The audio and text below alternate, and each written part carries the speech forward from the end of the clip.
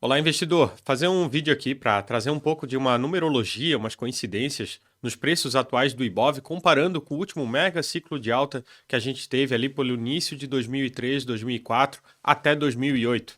Então eu fiz esse post no Instagram e acho que vale um vídeo para explicar ele melhor. A gente acabou de bater essa semana o all-time high, o topo histórico do Ibovespa em reais, ali em torno de 134.500 pontos agora. Então eu tive que usar o Faustão aqui para fazer essa brincadeira que a gente está batendo em reais, mas quando a gente olha em dólares, o nosso Ibovespa dolarizado, a gente está perdendo ainda 50% desde o último topo lá em 2008, 2011. Então aqui a gente observa a bolsa em reais batendo o topo e quando a gente puxa em dólar, a história é bem diferente, tá? Isso daqui é o Ibovespa dividido pela cotação do dólar, tá? Então o que que acontece? Observa que aqui em 2008 e 2011 nós batemos uma região de topo e nessa época nós tínhamos o Ibovespa ali na faixa dos 70 mil pontos, enquanto o dólar estava a 1,60, ou seja, o Ibovespa estava bem abaixo, mas o dólar estava barato. Entenda que quando você pega o seu poder de compra em dólares, à medida que o dólar sobe, a cotação, a nossa bolsa, aos olhos do gringo que está olhando lá de fora, ela fica mais barata. Com a mesma quantidade de dólares, agora ele consegue comprar muito mais ações aqui no nosso mercado. Então, quando o dólar sobe, para quem está olhando lá de fora a nossa bolsa dolarizada, a bolsa acaba ficando mais barata.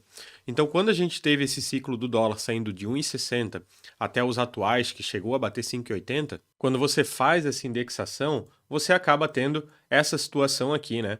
Onde a nossa bolsa ela ainda está 50% abaixo daquele topo de 2008, 2011. Então, nós estamos aí com uma década perdida na nossa bolsa, olhando do ponto de vista em dólar.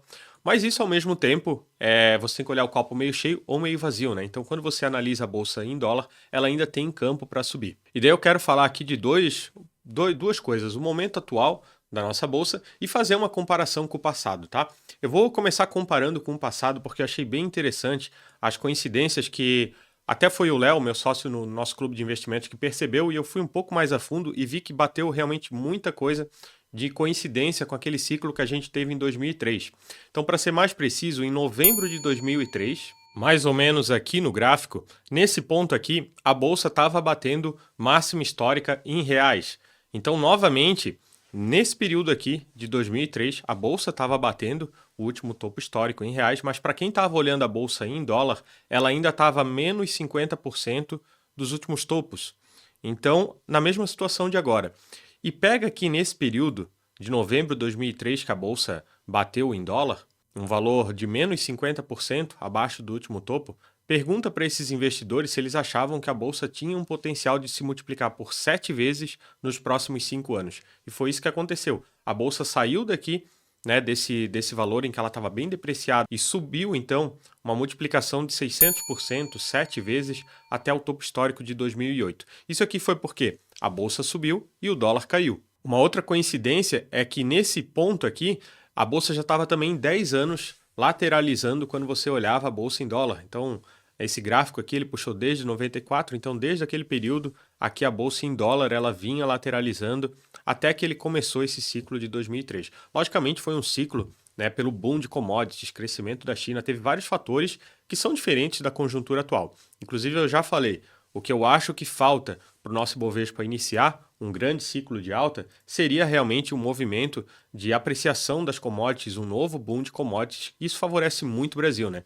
Ele aumenta ali a arrecadação, melhora a balança comercial, melhora o prêmio de risco brasileiro, as contas públicas, tudo melhora e a nossa bolsa tem um peso muito grande em commodities. A gente já está numa situação em que os nossos múltiplos estão muito depreciados, né? O que sempre antecede um grande ciclo de alta é uma situação assim, múltiplos muito baixos. E o que eu acho realmente é que falta, então, essa questão das commodities para ajudar a nossa bolsa. A gente é bastante cíclico, né, pessoal? Vamos lembrar aqui, eu já fiz o último vídeo onde eu trouxe esse gráfico que mostra, a gente fica anos andando de lado, caindo, e depois dá aquela porrada de multiplicação em dólar. Estamos ainda nessa região, né, da parte de baixo desse canal de alta quando você olha a nossa bolsa em dólar nas últimas décadas. Nós somos bastante cíclicos, eu trouxe aqui novamente o gráfico que mostra 2023 a gente foi a melhor bolsa do mundo em dólar e daí primeiro semestre de 2024, a janeiro, até junho, a gente foi a pior bolsa do mundo quando você analisa em dólar. E daí agora tivemos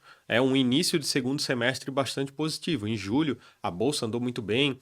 Quem tem uma carteira de ações no Brasil provavelmente andou bem, mesmo com o dólar ali em julho, sofrendo por questões internas, políticas, externas também, dólar se apreciou e a bolsa foi bastante resiliente. Isso daí talvez porque os múltiplos já estão bastante amassados, não tem mais tanto espaço para cair.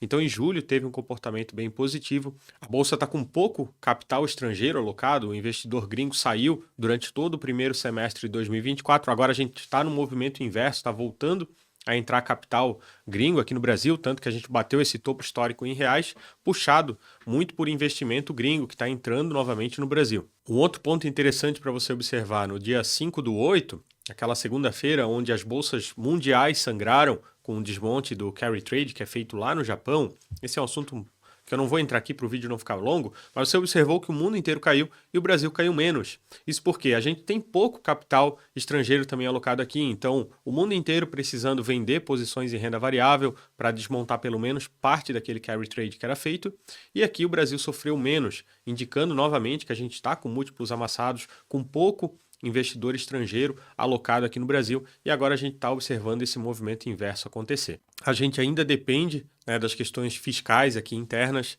o cenário político para os próximos meses é de inatividade, provavelmente, com questões das eleições municipais e tal, tudo deve praticamente parar lá no Congresso, mas a gente depende dessa questão fiscal. Olhando o balanço das empresas, os resultados têm vindo muito positivos de crescimento, indicando que o micro das empresas tem sido positivo. Olhando o macro aqui interno do brasileiro, o que mais se bate é a questão da taxa de juros. Eu não acredito que a Selic vá subir até o final desse ano, baseado nos dados atuais, porém o mercado sim está acreditando que a Selic vai subir até final do ano. Então quando a gente pega aqui, por exemplo, esse aqui é o contrato que vai vencer então em janeiro de 2025, do DI futuro, a nossa curva de juros. Esse valor aqui de 10,78 é acima do DI atual, de 10,4% ao ano. Ou seja, esse valor é uma média do que a gente tem de taxa de juros hoje até janeiro. Se esse valor está acima, ele está supondo que a taxa de juros Selic vai subir. Lembra que o DI é 0,1% abaixo da Selic. Então isso aqui está precificando que a Selic vai subir. Cada vez que essas correções acontecem, com o mercado reprecificando de que a Selic não deve subir até o final do ano, isso daqui geralmente acaba respingando em alta de ações, principalmente alavancadas, small caps. A curva de juros longo já teve uma boa correção, porém os vértices curtos na nossa curva de juros ainda estão precificando essa alta da Selic. Eu estou posicionado acreditando que isso não vai acontecer e esses juros futuros caindo, isso também deve ser positivo para a nossa bolsa. Aliás, falando um pouco em ativos, o que a gente viu é que esse último topo histórico do Ibovespa, ele foi muito puxado principalmente por bancos. O Ibovespa já renovando novamente a máxima histórica, e o que está puxando aqui Ibovespa foi principalmente bancos. Petrobras também acompanhou um pouco. Isso por quê? Porque o dinheiro que está entrando é gringo, gringo investe no índice, nas ações mais líquidas, as big caps, e o que subiu realmente foi bancos, Petrobras um pouco, a Vale foi uma âncora para o índice. Tudo que está relacionado à China está bem complicado. Eu, por exemplo, tenho Suzano, no nosso clube nós temos Suzano. Suzano está muito atrativa do ponto de vista valuation, mas novamente é uma empresa que está muito associada à China, que está com atividade econômica ruim e não subiu. Então essas big caps puxaram o índice para baixo, assim como small caps. Várias small caps não andaram junto com esse topo histórico do Ibov.